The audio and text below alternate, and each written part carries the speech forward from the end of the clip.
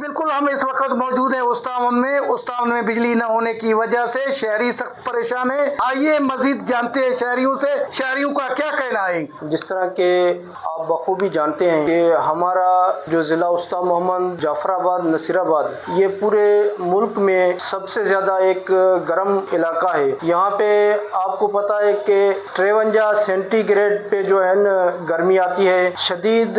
इस गर्मी के मौसम में वापडा वालों से हम ये मुतालबा करते हैं कि जो लोड शेडिंग का सिस्टम है वो ख़त्म किया जाए और आवाम को रिलीफ दिया जाए। शहर में सर आहे ना असां हुकूमत सां मुतालबो कंदा असांखे बिजली ॾियनि, माना 24 कलाकनि 2 कलाक हले थी पई। महिरबानी करे बिजली जेको असांखे ॾियनि।